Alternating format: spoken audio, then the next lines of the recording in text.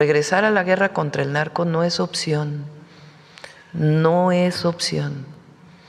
Primero, porque está fuera del marco de la ley. Todos estos de la derecha que se llenan la boca de las palabras Estado de Derecho y defienden la guerra contra el narco, pues la guerra contra el narco está fuera de la ley, porque como lo dije o lo he dicho en varias ocasiones, es permiso para matar, sin ningún juicio. Y eso en México nadie o muy poquitos están de acuerdo. Está fuera del marco de la ley. Y segundo, no sirvió de nada más que para aumentar los homicidios en México y el nivel de violencia. Entonces, estos llamados autoritarios, porque son autoritarios, es ir hacia el fascismo. A few moments later. Listen, Trump, listen, see? Come and help us, and please come and get the shit out of Mexico. Come and get Obrador, come and get Claudia fucking Sheinbaum. Gracias, muchas gracias, gracias. Bueno, son muy distintos. ¿Y preferías a Donald Trump presidente de México que es Claudia Sheinbaum? Ah, sí, 1000 veces sí. ¿Y qué le parece sobre Donald Trump? Que está haciendo un buen trabajo. ¿Y qué le parece sobre la militarización de los Estados Unidos? Pues que también igual, si estuviera aquí como el país, tampoco no estaría bien. Well, he has good things and other things that we are not. What would you say some of the good things are? Well, he protects the life. I mean, the newborn, okay? Abortion. Abortion. He's against abortion, okay? De Donald Trump.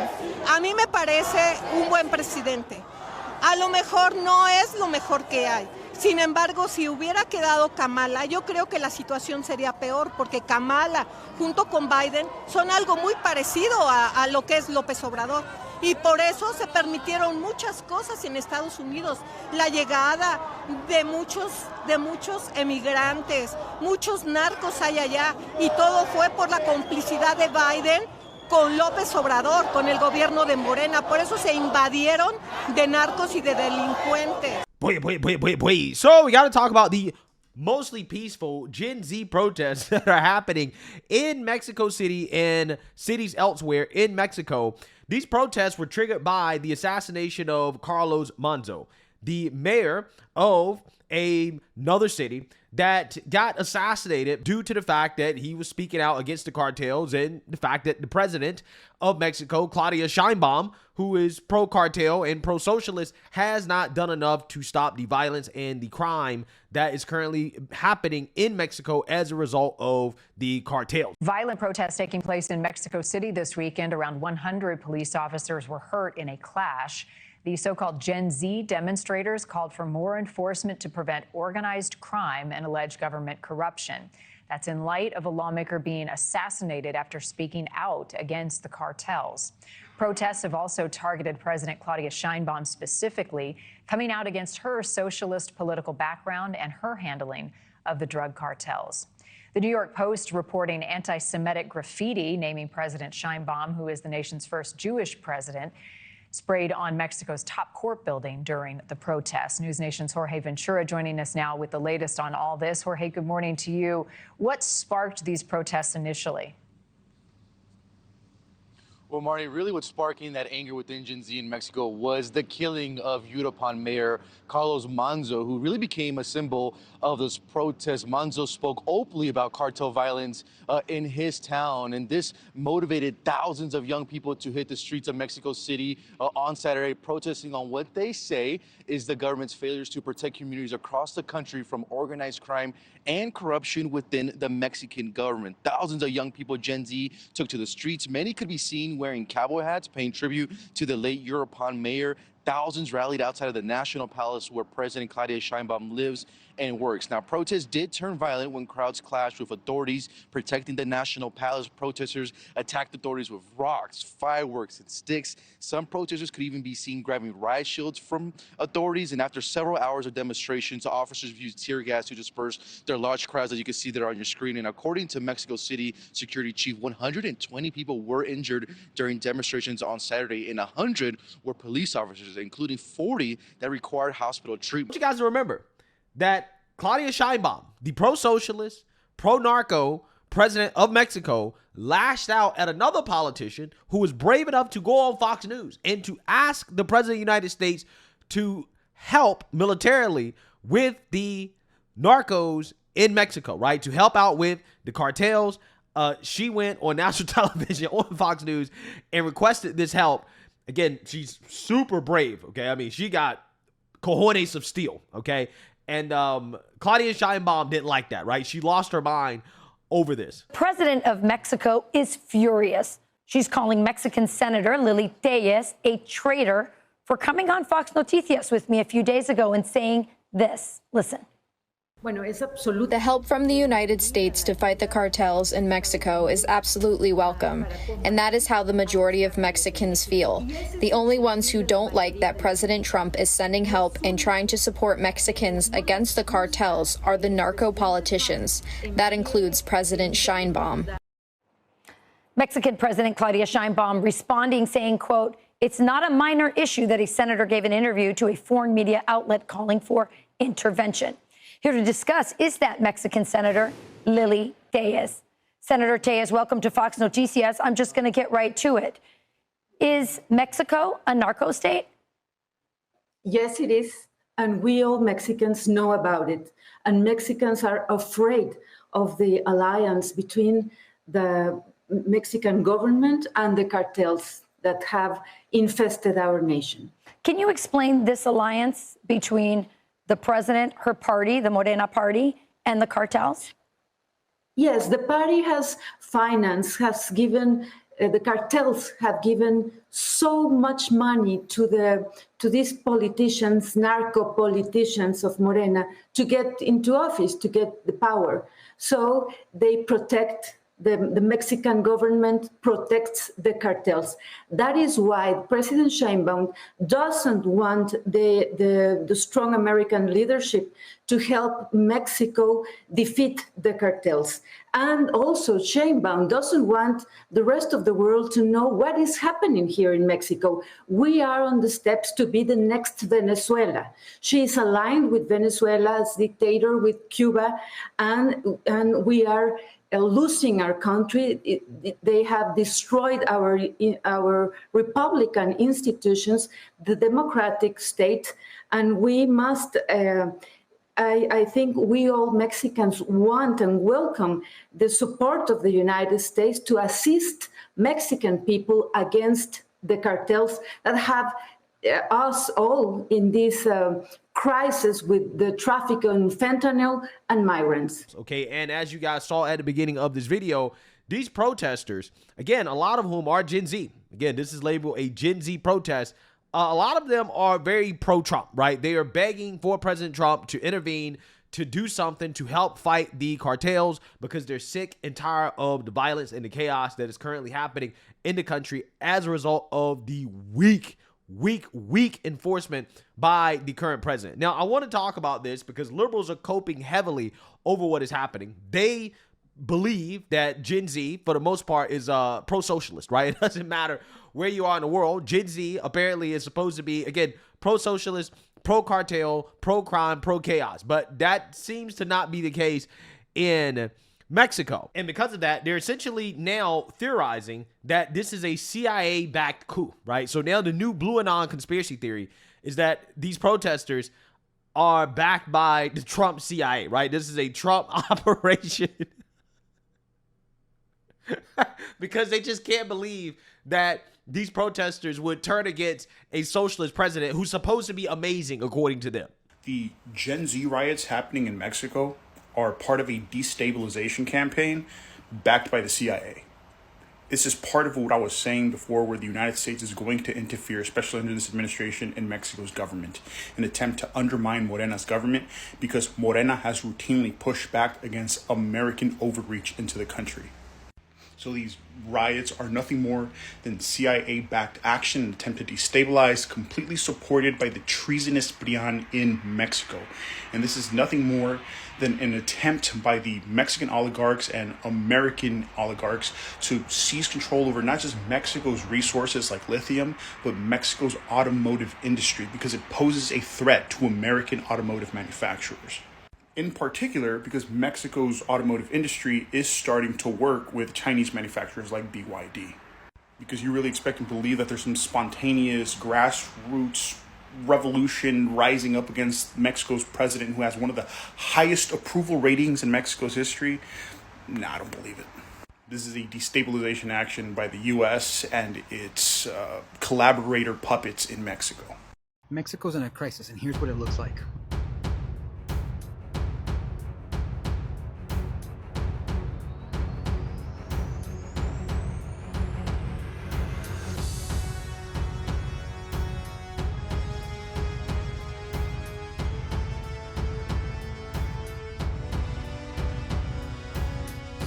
Those were scenes of the Gen Z protest in Mexico City on November 15th. Only problem is that as a 35-year-old millennial myself, I was on the young end of that. The original idea started off good because there is a narco problem across the country, and Mexico needs to do more to fight against that. This protest wasn't about that, because it was more about old money and old power trying to regain power that they lost. And that money and power has proven to be funded by the US CIA. And here is the quote-unquote Gen Z falling for the trap in Mexico. ¿Y preferías a Donald Trump presidente de México, que es Claudia Sheinbaum? Ah, sí, 1000 veces sí. ¿Y qué le parece sobre Donald Trump? Que está haciendo un buen trabajo. Well, he has good things and other things that we are not. What would you say some of the good things are? Well, he protects the life. I mean, the newborn, okay? Abortion. Abortion. He's against abortion, okay? De Donald Trump. A mí me parece un buen presidente. And I warned about this back in July, and it's happening and people are falling for it. And this isn't the first time that they've tried to destabilize Mexico when it's on the rise. It's happening again. The only problem is that this time it's harder to hide, and they are not doing a good job of it. And as a Mexican voter, this impacts me directly, so I care. Por favor, mexicanos, no se dejen caer por estas mentiras. Ya lo vi en Estados Unidos. No quiero que suceda en nuestra república. Yeah, so I want you guys to understand the thesis here, because I'm telling you, this theory is being pushed in blue and on circles very heavily, right? The cope here is real. They're basically saying that, well, Claudia Sheinbaum is a socialist, and because she's a socialist, that means that she's an amazing president, right? That she is a shining example of what happens to a country when you have a socialist running, okay? Everybody loves her. There are no problems. There are no issues, right? And therefore, this has to be a CIA coup because the protesters are pro-Trump, right? For the most part, or at least from what I've seen. Again, they seem to be more right-leaning, okay? And, you know, again, they are standing up to crime. They're standing up to the narcos. They're standing up to socialism. They're standing up to economic conditions that they don't think are beneficial towards them, that they're not benefiting from. And in the mind of a leftist, they say, no, it's actually impossible for this to be organic because everybody loves socialism, okay? Socialism has made Mexico a better country, so therefore, this has to be the United States, right? This is Trump. This is the CIA. This is a psyop, right? This is what they're saying. Now, I personally don't know, okay? I don't know. But I am not one of these people that believes everything coming out of left-wing circles about how this woman is so amazing and Mexico is so great. I don't live in Mexico. I went to Mexico recently, Mexico City.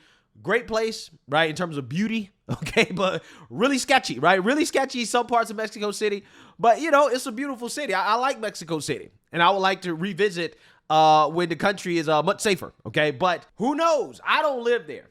Apparently, the people who do live there are saying, hey, we do not approve of this woman, okay? And this is why they are rising up against her. So, again, there's a whole lot of cope. There's a whole lot of conspiracy theories that are being pushed in blue and on circles. And what I find to be really fascinating from the mainstream liberal media is how the mostly peaceful narrative all of a sudden has been dropped, right? Because we've seen protests that look almost identical to those protests here in the United States of America. But when it happens in the United States of America against Trump or against some type of right-wing cause or whatever, right? They say, well, it's mostly peaceful, right? Mostly peaceful. But when it happens in Mexico and it's against the socialists, it's against cartels, it's against crime, it's against chaos, well, these protests are violent, right? That mostly peaceful thing goes out the window. Again, it's funny how that works. How they cover protests against Trump or Elon Musk or Republicans or some conservative cause or something like that. How they cover that versus how they cover protests against a socialist. It's night and day. It's night and day. So without further ado, let's react to this Fox News clip discussing more about what's going on in Mexico. The unrest follows the assassination of a mayor who had criticized Sheinbaum's approach to fighting drug cartels. Demonstrators, many of them Gen Z, accused the president of ignoring cartel violence and rejecting U.S. help to combat it. Leonardo Falcon and Ignacio Gonzalez are here. They have a podcast called the Leo and Nacho podcast in Mexico, and we've had them on many times on Fox Noticias. I'll start with you, Leo. Why don't you just explain to the American people what is happening at this moment, because Mexico is in full revolt right now. Yes, ma'am. First of all, good morning to the United States and good morning to you, Rachel. And what Mexico is currently facing is a national awakening. What we're looking at, what you're probably looking at in the screens, is a protest of the Gen Z movement in Mexico, where there are no parties that they are leading this. It's the youth, it's the Mexican people. It's not about the left, it's not about the right, it's about the Mexican people wanting the best for the country. And we're all together in this protest, we're all together for a better country, and we see it. It's beautiful, it's beautiful. We saw over more than 100,000 people during the streets of Mexico, and it was pretty impressive from our part to see it for the first time, and we were actually there. So we're very happy of the people that showed up in the country and that they are pushing for a change. Nacho, why are the Mexican people so angry at Claudia Sheinbaum, your president? Well, in a country which you have 60 murders and 40 missing people a day, every single day, of course they are shocked. Of course they are shocked. Yeah. We, the youth, are really desperate because we don't see the light. The generations see the teenagers after this horrific situation. We decide to protest. Yes. Not with a flag of any political party, no, because they are killing us. Yes. That's the reality. Okay, so what do you believe that Claudia Sheinbaum is complicit in this?